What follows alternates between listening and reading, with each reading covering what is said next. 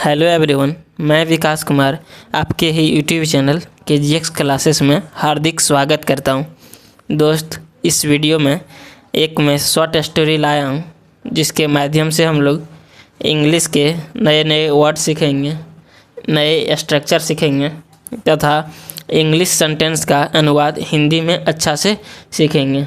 तो चलिए हम लोग वीडियो को स्टार्ट करते हैं। आज की जो स्टोरी है वो बहुत ही इंटरेस्टिंग स्टोरी है, इसे सुनकर आपको मज़ा आएगा। तो चलिए लास्ट तक वीडियो में बने रहें।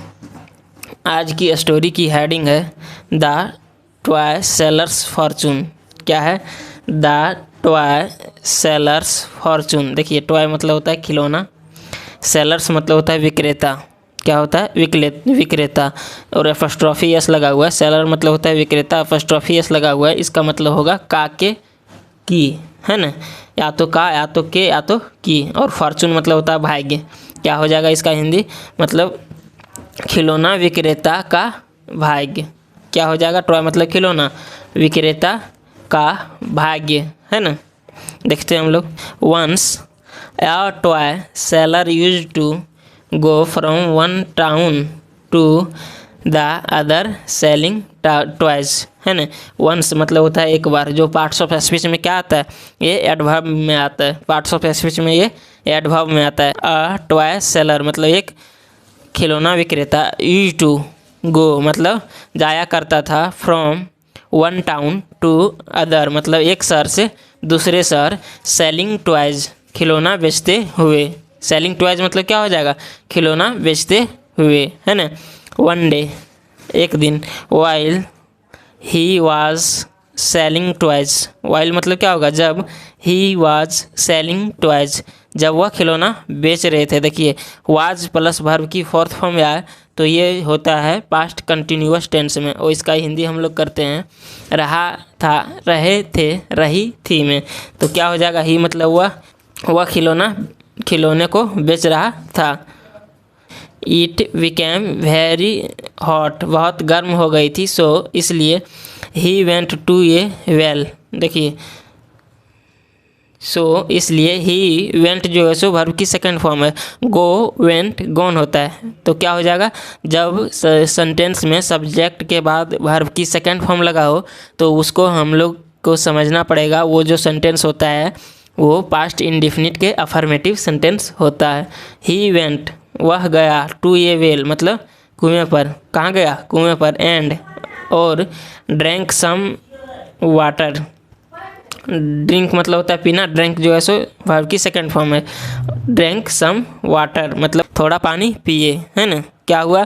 वह कुआं पर गया और कुछ पानी पिए, है ना? He was also very tired। क्या है? He was also very tired वह बहुत थका भी था। वह बहुत थका, टायर्ड मतलब होता है थका हुआ। क्या होगा? थका। तो वह बहुत थका भी था। also मतलब भी, वह बहुत थका भी था। सो इसलिए he thought उसने सोचा। क्या? थॉट जो है सो वर्ब की सेकंड फॉर्म है। ही थॉट उसने सोचा, of resting for some times. Some time मतलब कुछ देर होता है, रेस्टिंग मतलब आराम होता है। उसने सोचा कुछ देर आराम करने का, है ना? उसने कुछ देर आराम करने का सोचा। देखते हैं नेक्स्ट हम लोग। The toy seller lay down on the wall surrounding the well. Well मतलब कुआं होता है। द टॉय सेलर मतलब खिलौना विक्रेता, ले डाउन मतलब रखा। क्या किया? रखा। ऑन द वॉल मतलब दीवार पर। सराउंडिंग द वेल, सराउंडिंग मतलब चारों ओर होता है। सराउंडिंग मतलब क्या हो जाएगा? सराउंडिंग मतलब हो जाएगा चारों ओर। वेल कुआं के चारों ओर दीवार पर उसने रखा, है ना? As he was very tired चूँकि, एज मतलब क्या? चूँकि ही वाज वेरी टायर्ड चूँकि वह बहुत थका था, है ना? चूँकि इसका हिंदी होगा चूँकि वह बहुत थका था। ही क्विकली फेल एस्लीप वह तुरंत। क्या? क्विकली मतलब तुरंत। वह तुरंत सो गया, है ना? वह तुरंत सो गया। बट लेकिन, अननोन कोई नहीं, अननोन मतलब अज्ञानी, टू हिम उसको कोई नहीं जानता था, है ना? He was about to fall into the well. क्या कहा गया? देखिए, यदि किसी सेंटेंस में अबाउट टू वर्ब के बाद ऑक्सिलरी वर्ब के बाद अबाउट टू आता है तो इसका मतलब होता है वाला है, वाली है। इसका क्या हो जाएगा, he was about to fall into the well. इसका होगा वह कुआं में गिरने ही वाला था, बट जस्ट देन, लेकिन तुरंत बाद, जस्ट देन मतलब क्या, लेकिन तुरंत बाद, लेडी फॉर्चून मतलब क्या होता है, भाग्यशाली। लेडी मतलब औरत, मतलब भाग्यशाली औरत। एपियर्ड देयर, एपियर्ड, देखिए एपियर मतलब होता है प्रकट होना, एपियर्ड जो है सो वर्ब की सेकंड फॉर्म है। ये भी जो होगा सो पास्ट इंडेफिनिट के अफर्मेटिव सेंटेंस में होगा। मतलब भाग्यशाली औरत एपियर्ड देयर, मतलब देयर मतलब वहाँ, और एपियर्ड मतलब प्रकट होना। जो भाग्यशाली लेडी थी वो प्रकट हुई वहाँ, है ना। She woke the toy seller up from his sleep. क्या है, सी वॉक मतलब वह जगाई द टॉय सेलर मतलब खिलौने विक्रेता को, अब खिलौने विक्रेता को जगाई फ्रॉम हिज स्लीप, उसके नींद से उसको जगाई। एंड सेड, और बोली, क्या बोली, if you fall into the well, यदि आप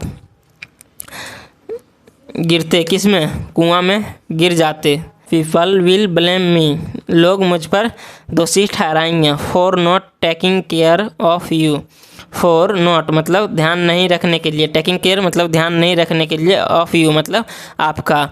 यदि इसका क्या हुआ, यदि आप कुआं में गिरते तो जो लोग थे, लोग हम पर ब्लेम लगाते, क्या चीज़ का, कि आप इसका केयर नहीं किए, है ना।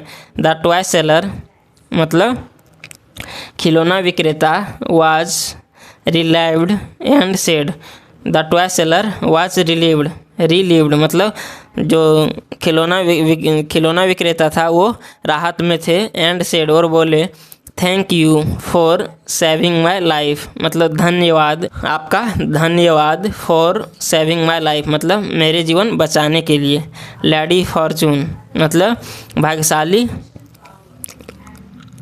औरत को। बिफोर गोइंग मतलब जाने से पहले। किसको बोला, वो बोला भाग्यशाली औरत को। बिफोर गोइंग मतलब जाने से पहले। Lady fortune said to the toy seller मतलब भाग्यशाली औरत, सेड टू मतलब कही, टू द टॉय सेलर मतलब खिलौना विक्रेता को।